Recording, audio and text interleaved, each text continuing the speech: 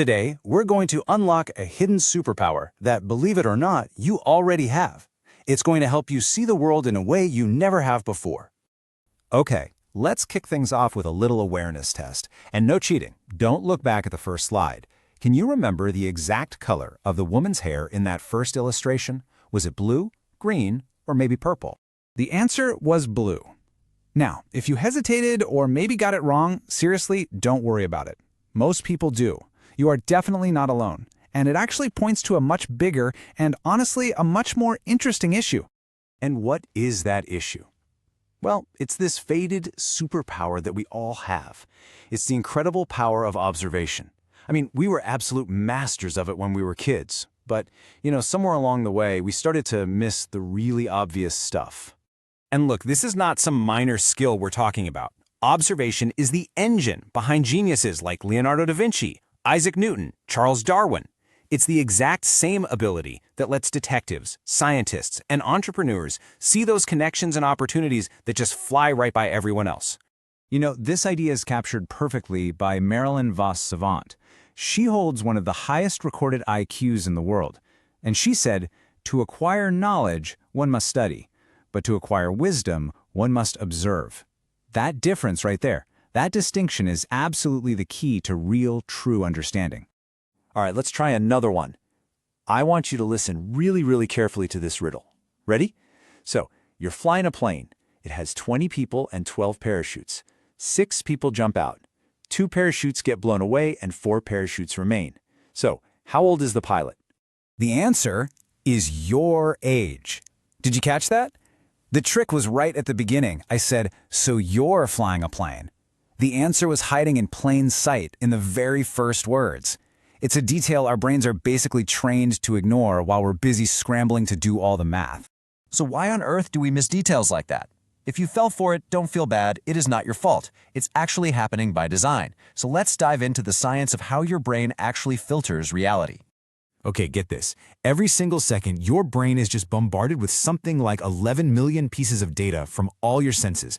But, and here's the kicker, it only consciously processes about 40 of those pieces. 40! That's less than 0.0003%. It's practically nothing. So how does your brain choose what tiny little fraction to focus on? Well, it uses something called selective attention. Let's put it to the test right now. I'm going to give you 5 seconds. I want you to look really closely at this image and find the person who is not participating in the main activity. Got it? Ready? Go. All right, time's up.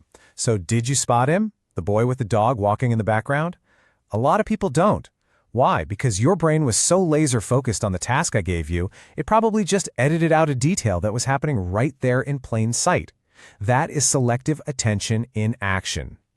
There's a perfect way to explain this phenomenon, and it comes from the world of Sherlock Holmes. It's called the brain attic. Just picture your mind as a totally empty room, and you are the one who furnishes it with information, based entirely on what you decide to focus on. Now, an untrained attic? It's basically a messy, chaotic storage closet, just filled with random junk. But a trained attic, like Sherlock's, is completely different. It's a well-organized library where every single piece of furniture, every bit of information, is selected with care and has a specific purpose. So, what's the biggest thing standing in our way of organizing this mental attic? What's the biggest obstacle? Well, it's that constant internal noise, that inner monologue. Let's call it the thought cloud. And this inner voice, it isn't just some background noise. It's more like a storm. Studies show that about 95% of our daily thoughts are repetitive, the same stuff over and over. And get this, a staggering 75% of them are negative. This is the stuff that is constantly pulling you out of the present moment. But here's the thing. We weren't always like this. As kids, before that inner voice really took over, we were born observers. We learned about the world through pure, raw sensory input, not through language or logic or judgment. We just saw things. So, the big question is, right? How do we quiet that thought cloud and get back our childhood superpower? Well, let's dive into a practical toolkit with a few ways you can start seeing clearly again. Okay, first up, to get yourself grounded in the present moment, there's a great technique called box breathing. It's super simple. You just inhale for 4 seconds, hold your breath for 4, exhale for 4, and then hold again for 4. Seriously, just doing that 3 times can really cut down on overthinking and get more oxygen flowing to your brain. Next up, we've got a tool that builds on this by getting your senses directly involved. It's called the 5-4-3-2-1 method. It's a really simple exercise designed to pull your focus right out of that thought cloud and back into the real world. All you do is acknowledge 5 things you can see, 4 things you can physically feel, 3 things you can hear, 2 things you can smell, and finally 1 thing you can taste. And finally, what about actually remembering what you observe? For that, you can try the ancient memory palace technique. The whole idea is to link new information to a physical place you know really well, like your own house. You create a weird, memorable story inside that space, and that gives your brain these, spatial hooks to hang the information on. Because let's face it, our minds are way better at remembering bizarre stories than boring old lists. And look, these aren't just clever little mental tricks. These are seriously powerful tools. Tools that can fundamentally change how you experience your own reality. You know, the real power of this skill is that it solves a whole bunch of other problems indirectly. It can help reduce anxiety, it can boost your creativity, improve your relationships, even your career growth, and it all leads to a much, much deeper understanding of yourself. And all this leads to what you might call the ultimate goal. The philosopher Jiddu Krishnamurti summed it up perfectly in just 3 words: observe the observer. You start to understand not just the world out there, but the actual part of you that's doing the watching.